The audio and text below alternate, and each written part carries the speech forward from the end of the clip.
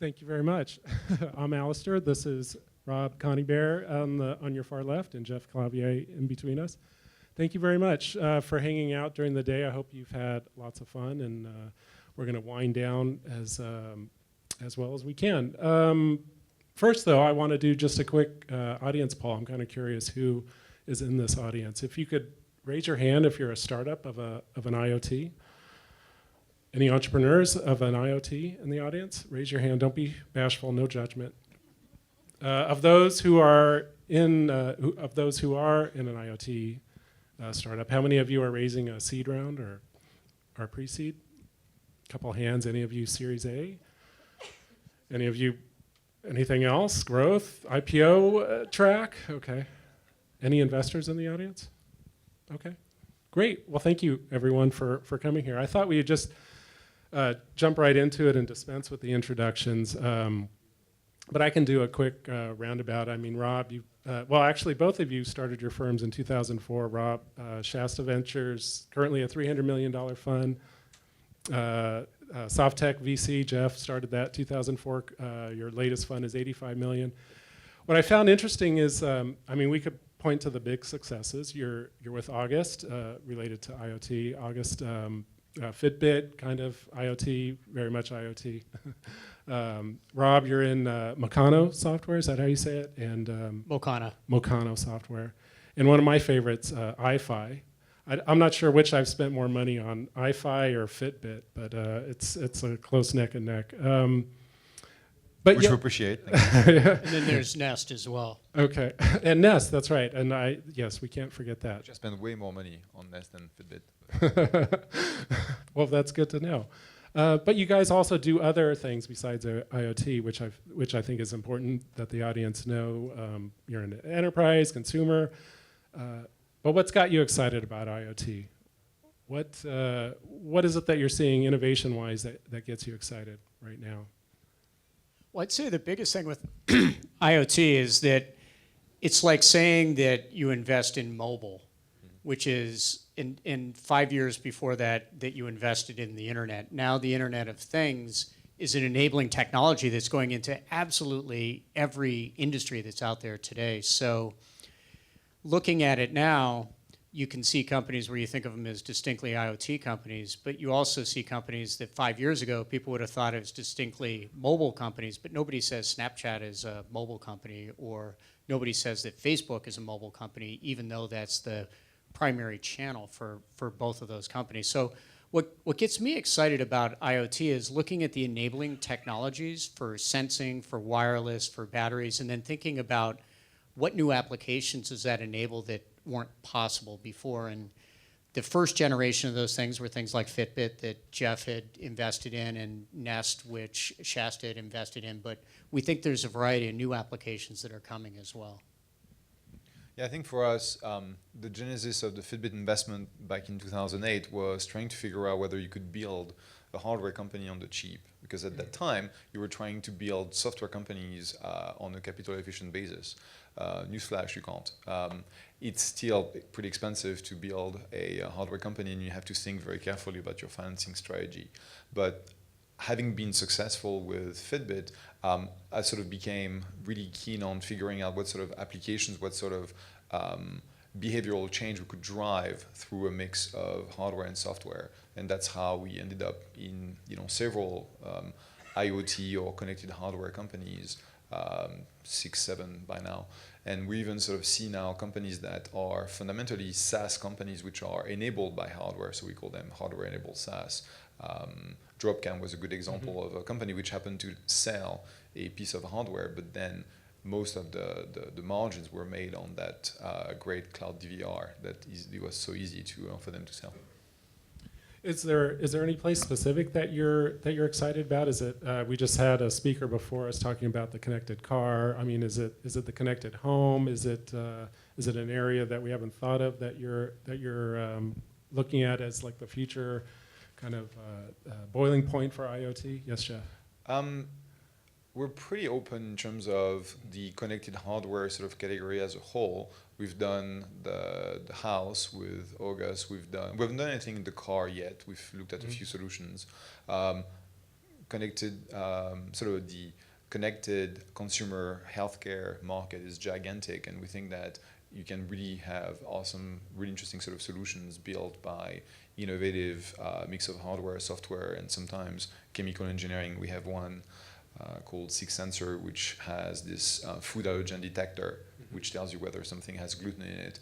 So all this is based on having mechanical engineering, electrical engineering, sometimes chemical engineering coming together and putting a wrapper of software that can really sort of help people live their lives better for that category. Food is an exciting one. What are you seeing, Rob? Well, what we're very interested in is robotics. That's an area where we're spending a lot of outbound effort right now to learn as much as we can. And when you think about things talking to things, the Internet of Things, robotics is a perfect example of a thing. Now, it tends to be a pretty high value thing, but when you look at that area, you have advances that are happening at the speed of Moore's law in combination with each other. So you have machine vision, you have the computation for deciding what you want to do, you have storage, you have actuation, you have all these pieces. So in the area of robotics, you see it advancing faster than Moore's law right now. The effectiveness of a robot, however you care to define that, is actually advancing faster than Moore's law. So that's the type of opportunity that we find really interesting right now. So you can have robots out maybe mapping a space or learning about a better way to navigate. We just saw with NVIDIA talking about the cloud computing that they do to do the machine vision. What ends up happening is each robot in a system ends up making every other robot smarter as a result of its experience. And in a sense, those are like network effects for hardware companies. So the same way you had network effects really benefited, say, a Facebook or benefited Snapchat or benefited WhatsApp, we think you'll see similar things start to happen in and around the Internet of Things and connected hardware that are very interesting and can lead to extremely valuable companies. Yep. Yes, go ahead, Jeff. Yeah, the component that of data creation means that you can really sort of get all those sort of sensor data and usage data onto some kind of a integration layer and then make smart decisions or provide insights. If you think about the platform that Fitbit has built over the past 7 years, yes, it's extremely valuable to have millions of devices out there, but think about all the health-related data that are now stored on Fitbit's sort of servers. And once all this is available through a HIPAA-compliant access, then it unlocks an entire ecosystem on the doctor side and services. So it's really the data aspect which has yet to be unlocked, I think, by a lot of those companies. It is kind of amazing when you, and almost kind of silly to be talking about IoT, because as your point, it's like saying you're a mobile investor, or as you say, robotics is an area of interest. I mean, would you put drones in the IoT category? Well, I think absolutely, because it's actually a name that people that created drones actually hate. They called them for the longest time flying robots, but then the drones moniker stuck and people had to stick with it. So I think it's absolutely an element of the Internet of Things. Mm-hmm. I think it's like, that's why we use sort of the connected hardware sort of label, because it really brings about most of the categories. I do think, though, that while it's so much more common to have entrepreneurs now building those kinds of solutions, because if you go back 7 or 8 years ago, you barely had one or two hardware company pitching you like a quarter at best, right? Because it was so hard to get going. Now I think that people have less fear, despite how difficult it is and expensive to build a hardware company successfully. You have all this sort of innovation that is happening, but it still takes a special team, and I think special investors to have like the appetite for those kinds of journeys, because they're very, very risky. For us, we always flag our connected hardware investments as alpha generators in the portfolio, where they will most likely fail, but if they don't, then we can have something like Fitbit. I mean, the Yes. one thing that I would point out for people in the room that might be thinking about where are the opportunities that I should pursue that the Internet of Things unlocks, I would encourage people to just take a look at what are the underlying technologies and think of them almost like Lego blocks. And there are a lot of people that are coming along and thinking, oh, I can build this great framework.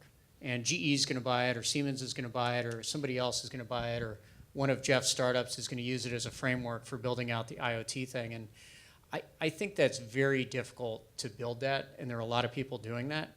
But what's happened this time around is these enabling technologies are so accessible from the large companies that want to sell lots of chipsets. They want to make the software available, that you can actually go and you can build more of a full stack solution, whether it's hardware, whether it's something else that you couldn't do before.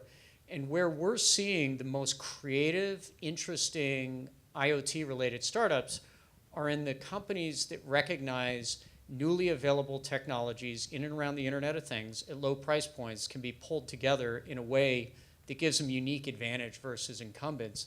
And often, we could talk about the fitness tracker, we could talk about Nest, we could talk about a bunch of different examples. That's where I would encourage people to look and think about building companies in the Internet of Things. Along those lines, where are the interesting IoT companies? There's a number of hardware incubators that have launched in recent years. I mean, are you looking there? Are you looking at crowdfunding campaigns? Where are you scouting for interesting deals? So for us at seed stage, typically we don't have any data or any market data in terms of, is there any crowdfunding campaign out there for company blah. We basically have to be convinced by the founders, the founding team, the product vision, the fact that if they manage to execute well and not, be 1 or 2 years late in their manufacturing process, they will actually yield an interesting sort of market that will sell those products. So it's really sort of a leap of faith, because we invest, call it $3 to $4 million as a seed round, so a very large seed round, and then we tack on some debt on top. And then sometime in the following 9 to 12 months, you will have a pre-order campaign that will hopefully show that there is market demand, and then they will raise a Series A on the back of that. So that's why it's so risky, is that we actually don't know. Like sometimes I've done the investment recently where I don't even know whether the physics of the invention will actually work at scale. So it might be a total flop. In which case, we'll go to our investors saying, that was an awesome idea, an awesome team, but it didn't work, sorry. Oh, that happens. What about you, Rob? Where are you looking for? And I should have pointed out, you're early stage, and yes, you're primarily seed stage. Yeah, so we're not quite as early as Jeff, but we're not Right. too far away. Over the last 18 months, we've led 6 Series A pre-product market fit connected hardware companies.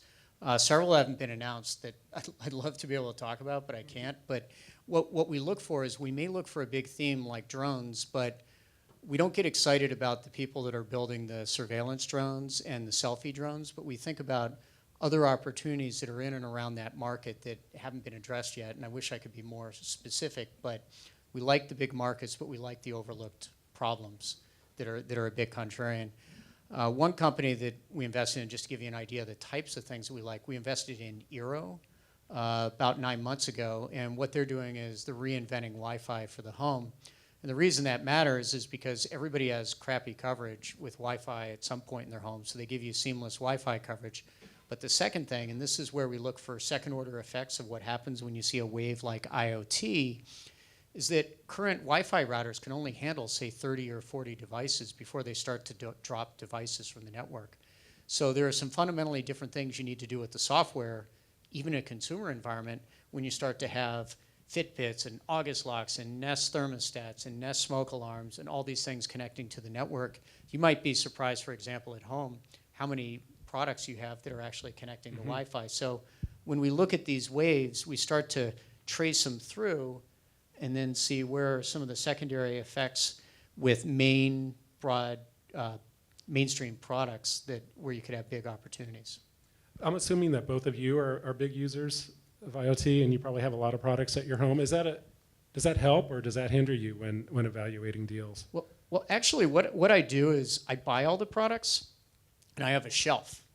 Okay. And I put them, as soon as I get it, I put it on the shelf, and then it starts to become a measure of how interesting the product is, which products I grab off the shelf and I actually install. Or my kids say, hey, Dad, can you really install that new Ring doorbell? Or can you install this? Or can you install that?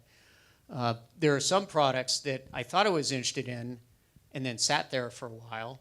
There are some products that have been there so long that I've taken them and put them down in the basement. And then there are some products that the moment I bring them home, I actually install. That's actually how I tend to measure it is, do I want to go through that 45-minute installation process or not? How compelling is it really?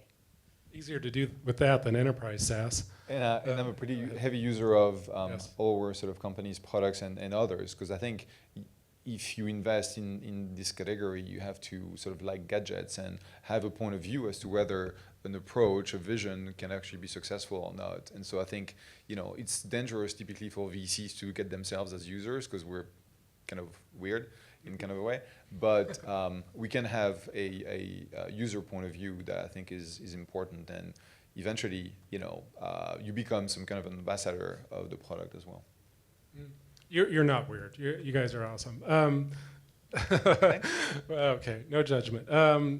Going back to the crowdfunding campaign, you had an interesting comment, Jeff, about leap of faith when evaluating deals, and maybe you might send one back. No, I'm misquoting. You were talking about pre-order and. Yep. We don't have the luxury of knowing whether there's market demand for the products we're going to fund. Would either of you be interested in sending an interested startup to a crowdfunded campaign? Say, why don't you go test the product there, and if you gain traction, then we'll talk to you. Is that a likely scenario, Rob? I'm sure Jeff has strong opinions on this as well, but crowdfunding has become a very crowded environment. And it's amazing when you take a look at the most successful crowdfunding campaigns of all time. There were a few people that did kind of stumble into it early on. But for the most part, every campaign that does more than $1 million of funds raised tends to have been behind the scenes a carefully orchestrated and invested in campaign. So quite often the amount of money that goes into the most successful campaigns, you'd be surprised, but $500,000, $1 million, $2 million, between the preparation and all the pieces that go into making it successful are pretty high. So it's a very difficult place to raise money and gauge demand. So a lot of people are using it more now as a way to test pricing, color, SKU mix, that sort of thing, as opposed to a way to really line up pre-orders. The pre-order campaign is basically part of your marketing launch or marketing tests. And if we were waiting until the pre-order campaign, two scenarios. Either you could do a successful video and do a pre-order campaign, but then it would take like 1.5 years to 2 years to actually get the product out, which is way too long. Or you convince seed investors to fund you, develop the product, and get it to the point where you're just 3 to 6 months away from launch, and then you can do a pre-order campaign. And people might sort of believe that they will actually see the product because number of companies that have launched a pre-order campaign and never actually shipped is unfortunately pretty high. It's fascinating too because we've seen primarily a lot of hardware startups and interesting coolers, I guess, on crowdfunding campaigns. Let's talk about exits for a moment. We mentioned Nest, pretty good exit. There's been a handful of other interesting IoT exits. Shortly after Nest, there was Dropcam, Smart Things, which I actually did start on a I think it started on one of the crowdfunding campaigns. Smart Things got acquired by Samsung. Who do you see as the acquirers of the IoT startups? Well, I think the big one that you'll see is I'm sure Nest will make more acquisitions over time. Yes. And, especially with the Alphabet reorganization, et cetera. I think that'll be a natural thing. They've made a number of acquisitions, so you hear about the bigger ones, but they have done another number of smaller tuck-in acquisitions as well. But the reality is there aren't that many companies to exit to, and it's part of the reason that when you go in and you start a company in this space, you have to believe, in my view, that it can be a big standalone company. I agree. I think that and it goes public. Those are sort of companies where it's not obvious where a tag-in acquisition can happen. Obviously, I'm sure you guys were sort of surprised with the Google acquisition of Nest because it wasn't like an obvious acquisition. It made sense, but it wasn't obvious.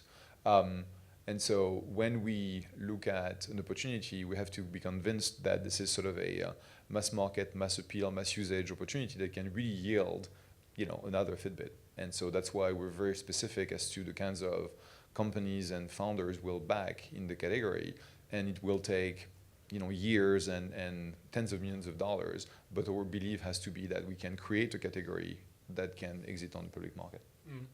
Fitbit, would that be an obvious acquirer of technology, or? Oh yeah. Yeah. I think, look, I'm not disclosing anything that Yeah. I shouldn't. I don't want to get you in it's- trouble. It's, with it's, the no, it's SEC. public. That was, on the S1, that's what James Yeah. Spark has said multiple times. There was one acquisition, Fitstar, of a sort of wellness service. So they will build the stack on the software side, and I wouldn't be surprised if they were sort of looking at things on the hardware side. Mm. Very good. I don't know where we are on time. Okay. Yeah, sure. How about a Q&A? Sir, if you can maybe wait for the microphone over here in the second row, please. Thank you. Yes, sir. Thanks.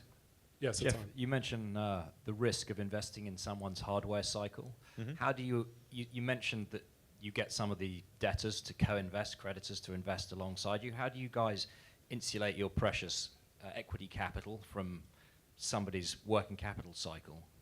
Can you get those creditors to invest alongside you? You're going to do deals with China suppliers to fund that? What's the future? The problem is that, very early in the cycle, it's very hard to get any sort of terms from manufacturers. So what you'll do, just to have enough runway, is you will convince equity investors to the tune of 3 to 4 million. And then with that, fresh round, you'll go to the credit side and go to banks or venture debt firms and try and raise another, million and a half, and hopefully get to the point where you can actually bridge with the next round of equity funding to go into mass production. And then at that time, you'll get even more debt, to finance, your inventory and everything. Thank you. Let's ask this, yes, front row, please, and then we'll. So, Robert, you mentioned that as far as startups are concerned, are you saying that having a vertical play is where startups will reside in this thing, and the IoT infrastructure thing is being taken care of by the big companies? If you look at the technology stack, there is one sensors, and there's one connectivity piece, and there's a big data analytics piece, and all the players are already lined up over here, and maybe for startups it is now taking all these things and putting it into a vertical. There is where the play is. Yeah, my view is the verticals are open field running, because you have these enabling technologies letting startups do things that weren't possible before. So there will definitely be some startups that are successful with horizontal plays, but my view is that's pretty obvious, and people are taking a look at the last war. It's almost like the French and the Maginot Line, where they take a look at these platforms that were built out, and they say, oh, of course we're going to need the same thing for the Internet of Things. So as a result, you end up with lots of competition, and you end up with big enterprises that say, we control the access to all our equipment. So we can't see the differentiation on it when you talk to them, and the startups have come in and presented their different frameworks. So they just go for price, or they roll it themselves because they don't want to give up margin. But when you look at a vertical and you're creating a solution that wasn't possible before, you're creating a new market, and you're going into, I love the idea of blue ocean strategy. You're going into a space and you're doing things that makes it very difficult for an incumbent to react in a space. And that's textbook what Nest did vis-a-vis Honeywell in that space. They took all these enabling IoT technologies to create a far better product that was multiple generations ahead. And I think you can do that in vertical after vertical after vertical for the next 5 to 10 years. Can I ask, when did you invest in Nest? Was that the Series A? It was in the Series A. We invested with Kleiner. I believe there was another question. Yes, she's coming your way. Thank you. Earlier today, there were a bunch of people, and two markets seem to be suggested as early adopters and where there's some actual profit. One was ag tech, and one was industrial. And in my mind's eye, I've sort of gone, hang on, industrial, that's been automated for the last 20 to 30 years. So is this just a relabeling? We'll call it IoT for industrial. Mm-hmm. And I just wondered what you thought about those market sectors, aside from consumer, which, crystal balls aside, we can make decisions on, how you felt about the traction that may occur. The quick reaction that I would say there is I think they're incredibly interesting markets and opportunities for large companies and incumbents. And when you take a look at Accenture and McKinsey and Boston Consulting Group, they're excited because you have to build very tailored, specialized solutions, but you can gather the data very cheaply, and it's very proprietary, and you can start to do some really interesting things you couldn't do before. So my view very quickly is it's difficult to find the startup opportunities there, but for large companies, it's a really thrilling time to take these enabling technologies from large companies and deploy them to make their businesses far more efficient. So we've actually made investments in both sectors, but on the software side. So we've deployed vertical SaaS solutions in agtech and in industrial. But in terms of, like, I want to believe that there is something interesting in industrial IoT. I just haven't found the right size, shape, founders opportunity. I think it's actually challenging because you have existing platforms that you need to, comply with or connect to, which makes it sort of harder. Whereas if you have sort of a blue ocean, as Rob said, it's actually much easier. And the one exception I would say when you look at industrial IoT is we're investors in Mokana, which Alastair mentioned up front. It's security software for the Internet of Things. Yeah. So the device security framework and the way you think about securing these devices where you have limited memory space, limited bandwidth, but it needs to be really secure because it's like, hey, do you want to be able to open the dam's gates over the Internet? It's a real problem. I think some of those point problems, you can have opportunities in industrial. In a sense, that's right.